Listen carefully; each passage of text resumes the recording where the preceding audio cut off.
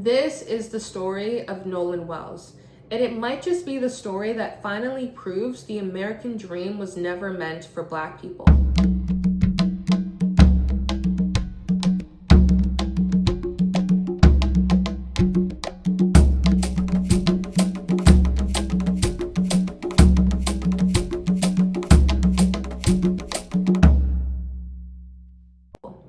Welcome back to Culturally Booksmart. My name is Shantea Lewis, and I'm happy that you were in tuned and ready for episode 20. Before we get into it, if these are the kinds of conversations you think we need to be having, subscribe to the channel. This isn't just about one video, it's about building a space for these difficult but necessary dialogues. Now let's begin. He was 18 years old, a talented athlete with his whole life ahead of him, a beloved son, a teammate, a friend. He went out with some friends on the 4th of July to celebrate, just like thousands of other young people across the country. He went to a place called Horn Island off the coast of Mississippi, and he never came home. This isn't just a story about a tragic accident. The official narrative put forward that he simply drowned has been met with deep distrust by his family and by a community that has seen this kind of story play out way too many times before. It's a story about unanswered questions, conflicting witness accounts, and a familiar sinking feeling in the pit of the stomach for Black parents everywhere. If the system that's supposed to deliver justice is the very thing you can't trust, if the truth feels like it's always just out of reach, then what are you supposed to do? If you can't get answers, if you can't get justice, what's the alternative? The question is what we're going to talk about today. We're going to talk about Nolan Wells. And we're going to talk about an argument that feels radical, but is gaining more and more traction in the quiet, frustrated corners of Black America, in the argument that it's time to leave. To understand the pain and suspicion here, you have to understand the details, or really the lack of them. Nolan Wells, an 18-year-old Black man, went on a boat trip to Horn Island on July 4th with a group of white friends. He was last seen on the island that afternoon. He didn't come back with the group, but his phone and car keys somehow made it back to the mainland without him. His mother, Christine Walmsley, started a frantic search, and his body was finally found in the water near the island shore on July 6. Almost immediately, authorities suggested they didn't suspect foul play. For the family and their attorneys, that statement was heavily criticized as premature and potentially damaging to the investigation. It felt like a rush to judgment, an attempt to close the book on their son's life before the first page of the investigation was even written. His mother has said in tearful pleas that she believes messages were deleted from his phone, something that would be strange for a young man who, like his peers, documented his life. The family, now represented by nationally renowned civil rights attorney Ben Crump, took a step that has become tragically necessary for Black families seeking justice. They commissioned their own independent autopsy, which was paid for by Colin Kaepernick. The autopsy was performed by Dr. Roger Mitchell, a respected forensic pathologist and the former chief medical examiner for Washington, D.C. The results were heartbreakingly inconclusive. The report stated that both the cause and manner of death were undetermined, pending more investigation. It noted the body was decomposed, which makes it much harder to find certain injuries. But crucially, the report also mentioned that key structures from Nolan's neck had been kept by the state medical examiner after the first autopsy. This made it impossible for the independent pathologist to determine if a neck injury had occurred, or if water was even in his lungs. While retaining those structures can be standard practice, to grieving family desperate for answers, it just feels like another closed door, another piece of the puzzle being held back. The state's official autopsy and toxicology results haven't been made public pending a grand jury review, so the family is stuck in an agonizing limbo. They're left with what they've been told are conflicting stories from witnesses about whether Nolan chose to stay on the island. They're left with the chilling fact that he was the only Black person in the group that day. And they're left with the deep-seated distrust in the very systems that are supposed to give them the truth. His mother, Christine, said it best: "Losing a child truly breaks your heart. It is a pain you just can't measure it. The pain is made so much worse by the dawning uncertainty and the feeling that they're being denied the full story of their son's final hours. This isn't just about what happened on Horn Island. It's about a pattern of how the deaths of Black people are often handled in America. It's a pattern that destroys trust and plants the seeds of radical questions. So the story of Nolan Wells doesn't exist in a vacuum. It echoes. It rhymes with other stories seared into the consciousness of Black America. It brings to mind the case of Trayvon Martin, another unarmed Black teenager whose life was cut short.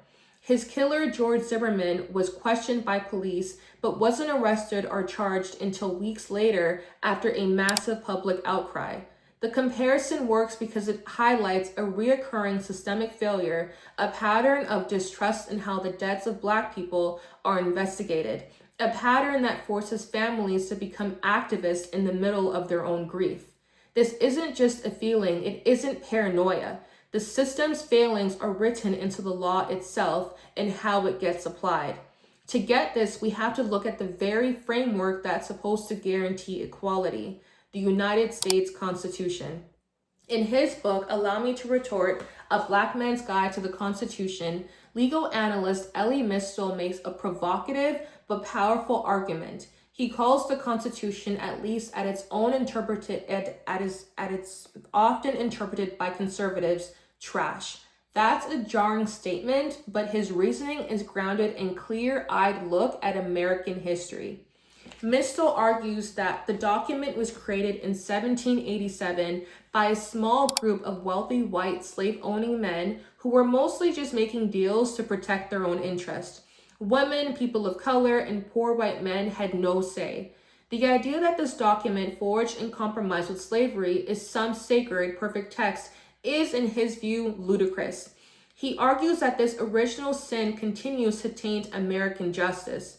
Let's just look at 3 pillars of the legal system that directly impact Black people every single day: policing, excessive force, and the jury system.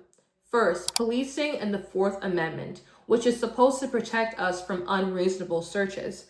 The 1968 case, Terry versus Ohio, created a huge exception to this.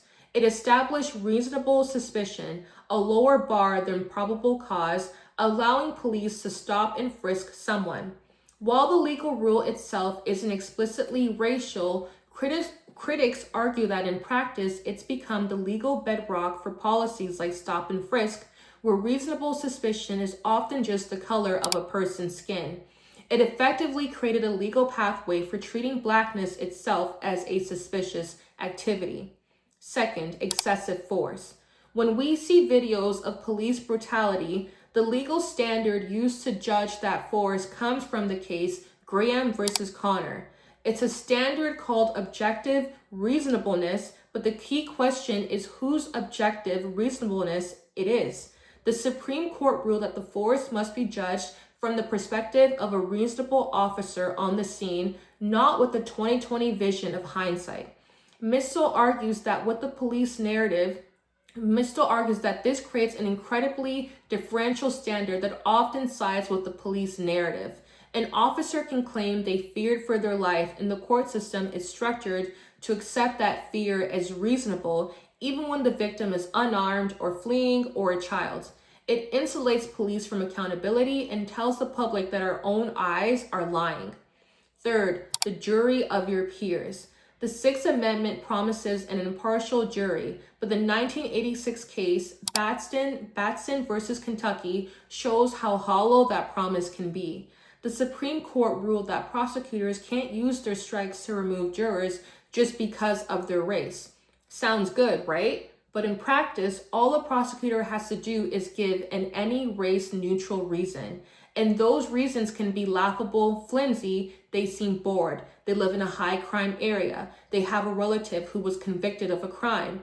The Batson framework has been slammed by countless legal scholars and judges as nearly toothless, allowing the practice of stacking juries to continue with just a thin layer of legal cover. So you have a system where police can stop you for looking suspicious. use force against you and be judged by the perspective. And then if it ever gets to court, you can be judged by a jury that has been systematically cleared of people who look like you. This isn't a bug in the system, it's a feature. And the structural problems go even deeper, all the way to the very architecture of American power. The Senate and the Electoral College are two of the most anti-democratic institutions in the country, and their design was deeply connected to protecting the power of slave states. The Senate, where Wyoming with under 600,000 people has the same power as California with nearly 40 million, came from the Great Compromise of 1787. This structure was designed to protect the power of smaller states, which at the time included a powerful bloc of slave states who feared being outvoted by more populous free states. It was a concession to slave power. The Electoral College has a similar cloud over it. While its creation is complex, one of its major effects was boosting the power of the South. The infamous 3/5 compromise allowed slave states to count 3/5 of their enslaved population for congressional representation. Because a state's number of electors is tied to its seats in the House, plus its 2 senators, this inflated representation gave slave states more power in electing the president than their free voting populations warranted. These aren't just historical footnotes. These structures persist today, creating a political landscape where the votes of Black people who are disproportionately concentrated in large urban centers and populous states are diluted. The system wasn't just built on a foundation that tolerated slavery. It was designed to maintain a specific power structure, and that structure has been proven to be incredibly resilient. This isn't just one story or one court case or one flaw. It's the whole damn thing. It's the slow, grinding realization the system isn't just broken. It might be working exactly as it was intended. It is designed to manage, control, and suppress. And when you reach that conclusion, when you believe the game is fundamentally rigged, the question becomes, why keep playing? So what are we supposed to do? For generations, the answer has been to fight, march, protest, litigate, vote, demand that America live up to its creed. We fought for civil rights, for voting rights, for equality, believing that with enough pressure and sacrifice, the system could be reformed. Then that the promise of the 14th Amendment, equal protection under the law, could one day be real. But what if that premise is wrong? What if the system isn't fixable? What if after centuries of struggle, the evidence suggests that the American experiment is a lost cause for Black people? This is the foundation of the radical argument. It's the argument that says commemorating the next Nolan Wells isn't a solution. It's a ritual of our oppression. That fighting for a seat at a table built on your ancestors' back is a fool's errand. The radical argument is this: it's time to go home. This isn't a new idea. It's a thread that has run through Black political thought for over a century. It's the spirit of Marcus Garvey and the Universal Negro Improvement Association, a movement that wasn't just about a literal return to Africa, but about building Black political and economic power globally, with a sovereign Africa at its center. It's a philosophy of Pan-Africanism, which argues that the fate of all people of African descent, whether in America or the Caribbean, is tied to the fate of Africa itself.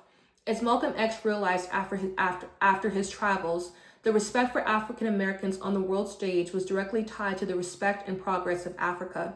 A strong, independent, and united Africa will give dignity and power to all members of the diaspora. Ghana's first president, Kwame Nkrumah, famously said, "All people of African descent, whether they live in North or South America, the Caribbean, or any part of the world, are Africans and belong to the African nation." For a long time, this was seen as a fringe idea, but something is shifting. In 2019, Ghana launched the Year of Return, marking 400 years since the first enslaved Africans arrived in Virginia. It was an open invitation to the diaspora, come home. And people did. That year, Ghana saw a massive influx of visitors, many of them Black Americans, who came not just as tourists, but as pilgrims. The campaign was so successful, with the Ghanaian government estimating it generated over $1.9 billion, that it's been followed by a long-term 10-year project called Beyond the Return. A growing number of Black Americans are not just visiting, but relocating to countries like Ghana, Senegal, Rwanda, and Tanzania. They're entrepreneurs, retirees, artists, and families who have made the calculated decision that their pursuit of safety, opportunity, and psychological peace is better served on the African continent. They're choosing to build a future in nations where Blackness is the norm, not the exception, where their kids can grow up without the daily psychic weight of American racism, where they're not a perpetual minority, a problem to be managed. This isn't an escape, it's a reorientation. It's a declaration that our energy, our talent, our capital, and our love are better invested in building up our ancestral homeland than in begging for recognition from a nation that has proven time and time again that it does not value our lives. The argument is that America has had 400 years to get it right, from a constitution that enshrined our bondage, through a bloody civil war, through Reconstruction, Jim Crow, the civil rights movement, and the current era of mass incarceration and police violence. The story has remained fundamentally the same. We are granted rights on paper only to see them undermined in practice. The goalposts are always moving, and so the radical reimagining is to stop playing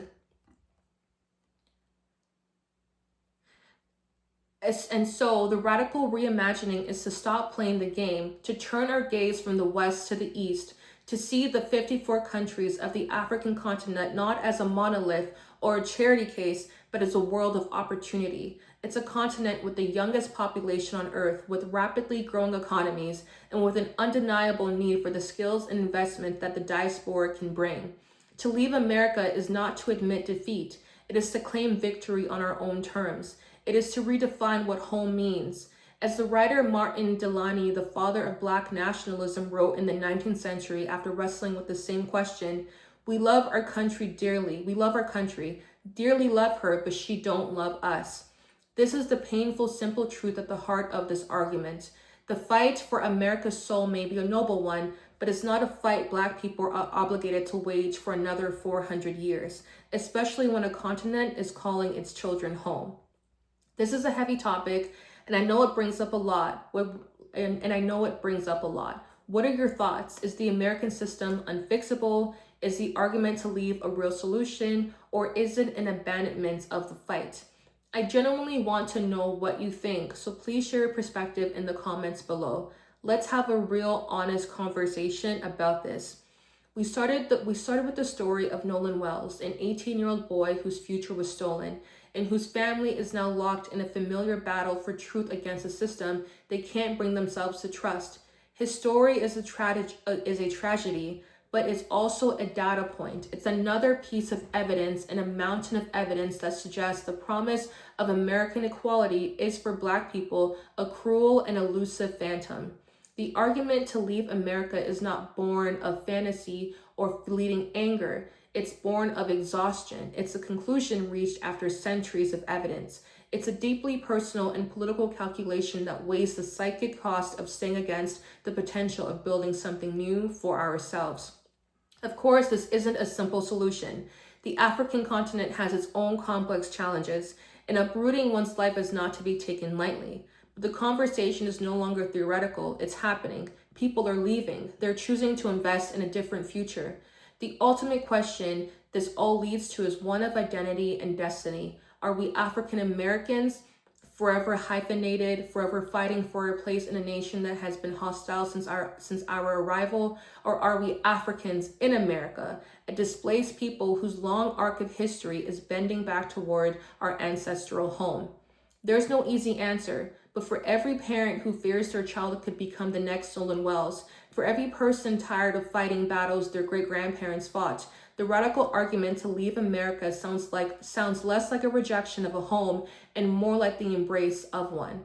What does it mean to build a new future on our own terms? And what would it take for us to finally believe it's possible?